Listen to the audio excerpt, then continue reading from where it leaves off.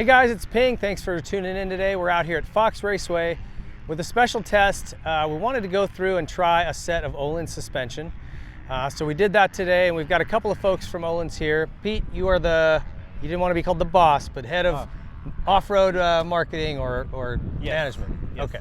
I've been with Ohlins over 5 years, and then I've been in charge of the off-road segment. So my role is pretty much to make sure we have stuff in the inventory, deal with the dealers, do some testing, and help the guys at Sweden to give them information and relay some of the thing we're testing over here to relay to the guys in Sweden to help to develop the product for the United States. All right, and you guys have had a pretty big presence in the Grand Prix motocross and a lot of the off-road stuff over there, but in the U.S. not so much. What's been the reason for that, would you say? I mean, a lot of that has to do with the technical support. I mean, even Ohlins is a large company. We don't have a big crew of guys where we can actually support, let's say, full round of supercross or motocross. And we working on that to the future, and hopefully we can establish that to become one of the, let's say, factory team or factory supported team to the future. But it will require to support the guys, have a full crew of guys so we can actually go to all the races and support the testing and everything. So definitely. And Olin's history goes back a long ways. Obviously, Swedish company, but it was owned by Yamaha for a little while. You had mentioned.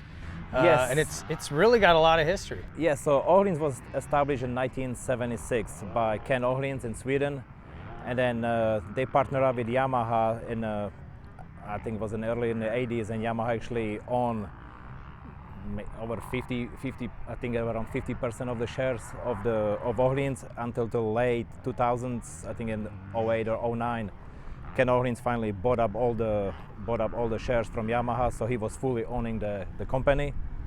And he actually retired in 2019 and sold the company to the US-based corporation. So right now we are owned by Apollo company, and it's a worldwide big corporation. Yeah. Okay.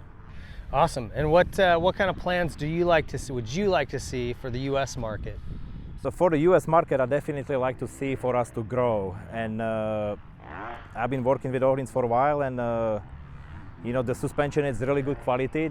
The price, I think it's accordingly really. I mean, yes, it's not cheap, but it's still not at the highest mark of the suspension out there. And the quality of the suspension is really good, and it's easy for me, at least. It's easy to tune it and stuff and work with that. And I like to just see to grow there in the United States. Like I said, to grow there on the market, to see more of the stuff for like the Japanese motorcycles, because yes, our bigger sellers are the Austrian brands, KTM, Husqvarna, Gas, and we like to grow them more on the Yamahas, Kawasaki, Suzukis and stuff, and we just have to work harder with some of the teams here and bring the suspension more up on the surface, let's say, to get it out there. So tell us what this stuff is we tried today. This is actually your whole shock with an insert kit into the fork, right? Yeah. So today here we have you can buy this directly from Ohlins or your local dealers, and then so we have a Ohlins drop-in kit, which is exactly the same drop-in. It's in the complete fork, and we have a complete rear shock. So actually what you were testing today, it's our new product. It's the 2023 model, where we kind of revised and did some changes to the valving, to the pistons and the piston holders inside. We run completely new setting banks than what we used to run up to 2022. And the new shock we have with the low speed and high speed adjusters and the rebound, this shock was new in 2021. And there were no significant changes to the shock, but it's been a really good product. Yeah, absolutely. Well, we rode this thing today. We're going to give you guys some feedback on it.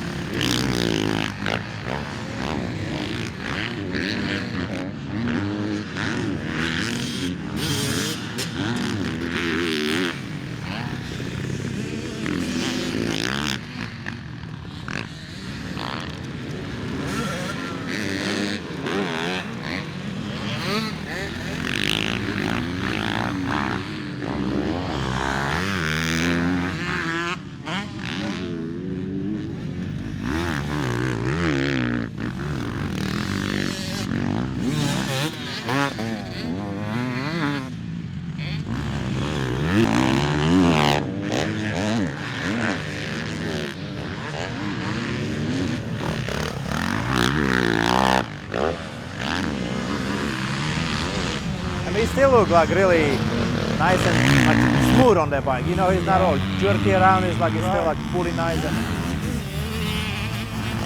no, real smooth. Yeah.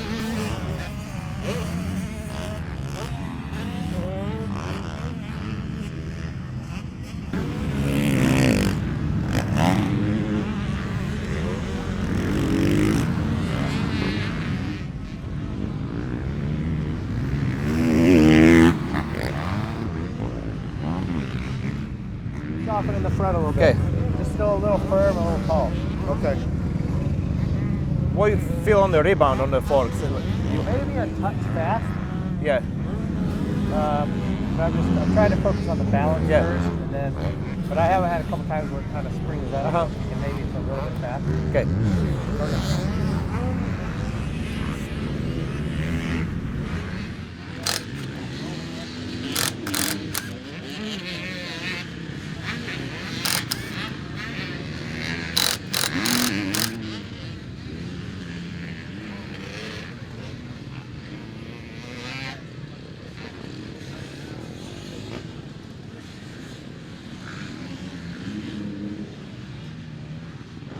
Feels a little bit high in the front end, so we're softening it up, moving the forks up 2 millimeters, so it won't ride so high. So the rear end feels good. Sped up the rebound just a hair, and we're backing off just a little bit. But for the first time out, you know, very, very happy with, you know, not that much to fine tune.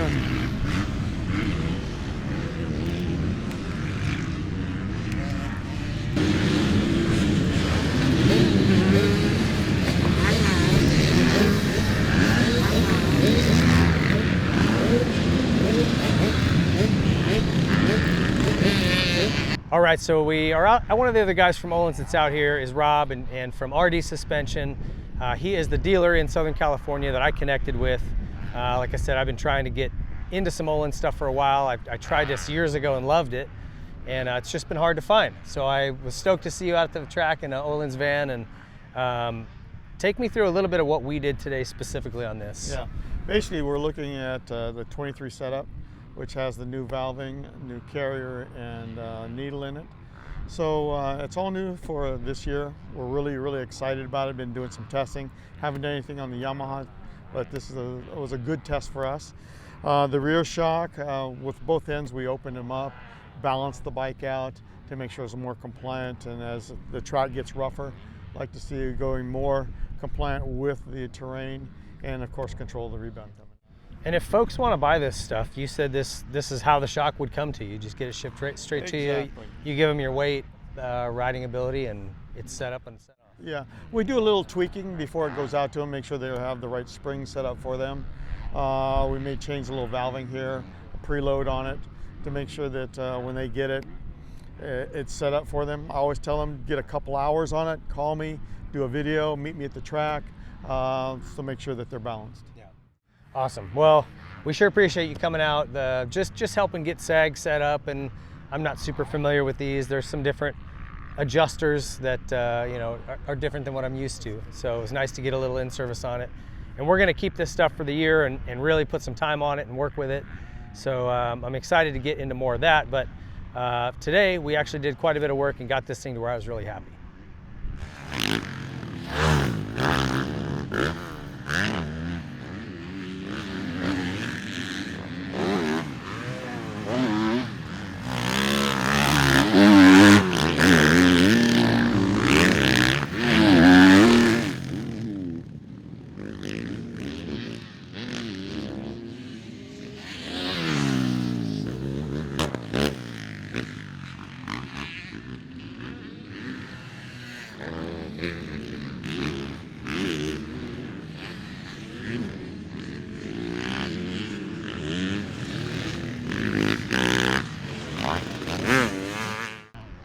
All right, so when we started the day out, as I mentioned earlier, I was really excited to get back onto the Olin stuff. I had ridden a race bike years ago, maybe 5 years ago, that had it, and the guy happened to be roughly my weight, and man, it was awesome. It worked so well. So I was excited to try the stuff again. And when we started out the day, we were trying to figure out where we wanted the forks to be. Do we want them standard height, or what do we want them? So we did start there, and we kind of moved it around a little bit. And one thing that I would say, if you order this shock, know that the sag number is going to change initially. We checked it initially; it was 106. We dropped it down into like 98. And as it broke in and got some time on it, the sag numbers climbed way back up again. And I think that once we got it back down to the right sag, once it was broken in, that's when things really came together. Because we were kind of fighting a little bit of a balance issue at first, and then once that shock got kind of worn in, all of it came together. Like I said, and we're pretty much back to stock. I think we're at 6 mil, so maybe slightly up from stock, but 5 mil. Never mind. I apologize. We're at 5 mil on the fork, so it worked great. So the things that I really noticed once we kind of, like I said, we tweaked, and I made maybe 2 or 3 changes to compression, just like a couple clicks here and there softer. I think we slowed the rebound down 1 click. I mean, I wasn't making drastic changes. So their setting that they sent it to you, it comes pretty dang close, and you're just gonna have to fine tune it to what you like. But it was very, very close. And the things that I noticed right away, and I always look for in suspension, I want to get it balanced first of all. And like I said, once we got the sag sorted out, and keep in mind on these Yamahas, it's 90 to 100 is really what they're saying. They're recommending 90 to 95. I like a little more, so I set it at 98. But if you go over 100, it really throws off the pitch of this bike. And the front end will feel tall, it won't want to turn. So just pay attention to your sag numbers. Once we got that figured out, like I said, that I want balance and I want predictability out of suspension. Even if it has a bad character somewhere, as long as it does it the same every single time, I can ride it. It's when I come into a turn or down a straightaway and I don't know what it's gonna do, that's when you start holding on for dear life and arm pump, and you're just not comfortable. And so this stuff was very predictable, and I really, really like that. Really supple on the small bumps, which as I've gotten older, my wrists appreciate that. Just nice and plush on the little chop and chatter. But the landings are just really plush. That was maybe the biggest thing I took away. There's a couple of jumps here where you land flat. One of them is a sort of a front wheel down into a turn, and it can be pretty harsh at times. And this thing just a nice progressive absorption of that. And it was really, really nice to know that, okay, if I go long or I case something, this thing, I don't have to worry about it. It's gonna absorb it, I'm gonna be fine. That was a really nice feeling for me. And then the other thing was just, like I said, the predictability. I could kind of let this thing run, and if I popped out of a line and went somewhere new, I wasn't worried that it was gonna swap or kick or just get nervous on me. It was very, very planted. So it's kind of exactly what you're looking for suspension, right? Gobble up that little stuff, absorb the big stuff nice and soft, but not bottom out. Just have a nice progressive firmness to it, and then be stable and be predictable. And it was all of those things. So we were just here at Fox Raceway today. It was a really good day for testing. We had a ton of pros out here. The track was beat up. So a lot of bumps, a lot of ruts. That was a really good test. But it is just one type of dirt, one place. So we are gonna go and get to some other tracks and see if we can fine tune it more or get a better feel for it. But we will do a project bike with this thing. Probably not a lot of motor work, but we'll have a project later with the suspension on it. So I'm hoping we can talk to that suspension a little bit more then, in terms of anything we've done to it from here. But I just wanted to introduce you guys to it. If you're looking for suspension, I know a lot of folks on those Austrian brands are looking for a solution to the fork.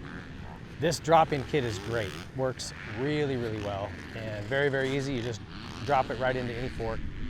And if you're looking for a complete setup, like I said, they send the shock to you and you just really bolt it on, set the sag, and go. So very, very convenient and high quality stuff. And a lot of it has to do with just clearances. These things are machined to very tight clearances, where production suspension is mass produced and tends to be a little bit sloppier, just as a result of the mass production.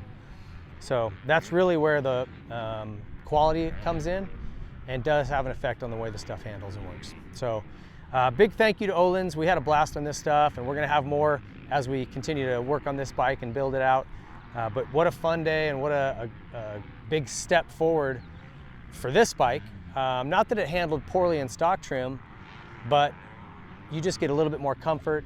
You're able to push a little bit harder. I noticed myself going into the faces of stuff harder and not worried about what it's going to do, plowing into bumps harder, and just feeling more confident with it. And at the end of the day, that's what it's about. So big thank you to Ohlins. We appreciate it, and we'll be back with more soon on this bike. Thank you guys for watching.